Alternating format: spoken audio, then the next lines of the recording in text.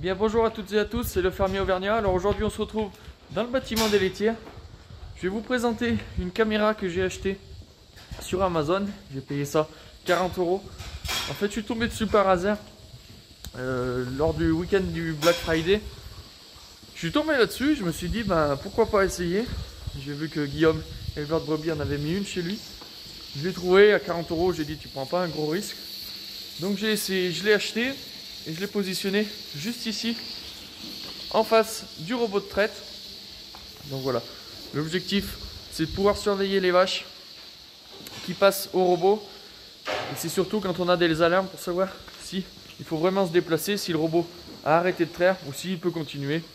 Souvent la nuit, des moments, ça évite de se lever pour venir ici et voir que le robot continue à traire. Donc voilà, c'était pour ça. Mais aussi pour avoir accès dans le bâtiment. On voit bien les vaches en chaleur, on voit bien toutes ces choses là. Et puis aussi pour se rendre compte la nuit comment était l'ambiance dans le bâtiment et à quelle heure le robot était le moins fréquenté. Ça on le sait avec l'ordinateur, mais c'est flagrant à l'image quand même. Il va un peu mieux comprendre le comportement de nos animaux. Voilà, la caméra que j'ai achetée, c'est une caméra qui a la vision à 360, donc qui tourne sur elle-même et où la caméra peut se lever, se baisser, s'orienter. Donc ça permet d'avoir à la fois le visuel sur toutes les logettes jusqu'au fond là-bas, mais aussi sur le robot qui est juste devant, sur le couloir d'alimentation là-bas derrière et sur l'air paillé qu'on a à côté du robot. Donc c'est vraiment, honnêtement, je doutais un peu de la qualité. Donc il y a la 480p, la 1080p et puis la 4 mégapixels. Et je me suis dit à 40 €, il ne faudra pas s'attendre à quelque chose de vraiment top. Et finalement, c'est vraiment super, étonné de la qualité. Bon, il faut la Wi-Fi pour que ça marche. Ça tombe bien, on l'a pour l'ordinateur du robot. Donc voilà, je l'ai installé. Ça fait une semaine qu'on l'a à peu près. Je vous montrerai les images que ça donne. C'est super bien parce qu'on peut zoomer et voir le numéro des vaches. Donc c'est aussi pas mal pour savoir quand on trie les vaches, les moments qu'on est dans les parcelles, savoir s'il faut rentrer tout de suite ou pas, savoir si le robot est à l'arrêt ou s'il y a des vaches qui ne passent pas ou s'il est saturé. Je vais vous montrer tout de suite des images de la caméra quand elle se déplace pour vous montrer un petit peu et vous expliquer comment elle marche. Et puis après on passera sur ce qu'elle a filmé de jour comme de nuit.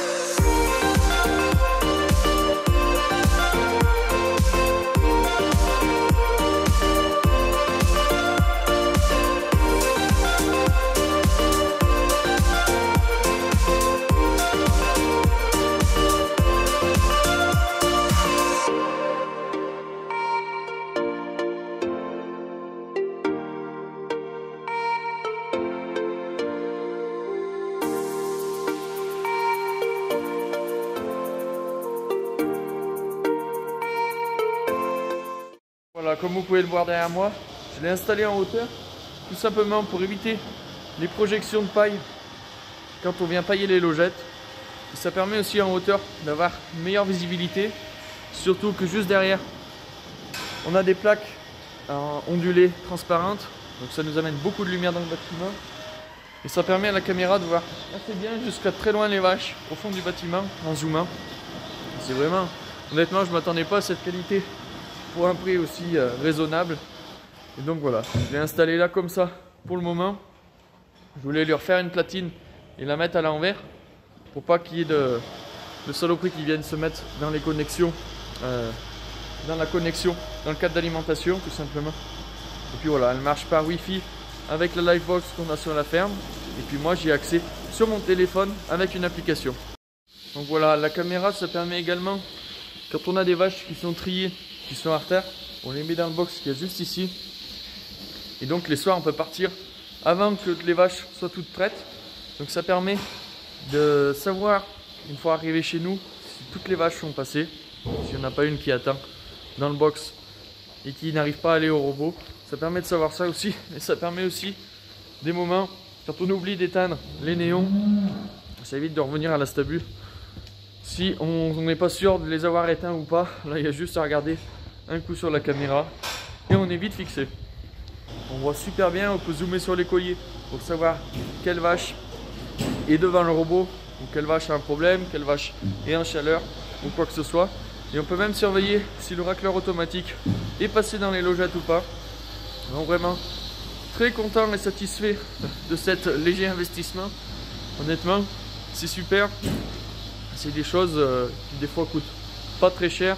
Ça évite en plus d'avoir de la lumière. C'est très discret. Il n'y a pas de LED dessus ni rien. Et ça permet de voir quand même assez loin dans le bâtiment. Bon, ça serait aussi quelque chose à installer sur le box de vélage pour savoir si tout se passe bien les nuits. Ça évite souvent de se déplacer pour rien. Mais voilà, ça permet d'avoir une sécurité et de toujours surveiller ses animaux. Entre l'application que l'on a maintenant pour le robot sur le téléphone et la caméra, je trouve que ça se correspond bien et ça va bien ensemble. Donc voilà, c'est toujours un bonheur de pouvoir surveiller ses animaux et être sûr qu'il ne se passe rien dans le bâtiment quand on n'y est pas. Voilà, comme vous pouvez le voir, il y a pas mal de monde qui attend devant le robot. Surtout on en a une qui a pas mal de lait, qui a la mamelle assez chargée, donc elle va vite y aller. En tout cas, moi je vois que les vidéos vous plaisent énormément et j'en suis très satisfait. On est de plus en plus nombreux sur la chaîne, on est bientôt 5000. Donc continuez à vous abonner, à liker, à laisser des commentaires. Voilà, j'essaye de répondre à tout le monde. Très bientôt, je vais vous faire une vidéo sur le robot de traite. Donc, je vous montrerai pourquoi on a fait ce choix-là et un peu comment ça marche, comment on gère le troupeau et ainsi de suite. Les colliers, l'antenne que l'on a juste en haut, je ne sais pas si on la verra, tout là-haut. Voilà, pour détecter les chaleurs des génisses. Enfin, je vous parlerai de tout ça plus tard, le comptage cellulaire, matière grasse, matière protéique, tout comme il est équipé, la pesée et ainsi de suite. Et ça fera l'objet d'une vidéo assez longue où je vous parlerai un peu en détail de tout ce qui tourne autour du robot et du robot en lui-même. En tout cas, moi je vous souhaite une bonne semaine et je vous dis à dimanche prochain. Donc voilà, n'hésitez pas à vous abonner, liker, commenter.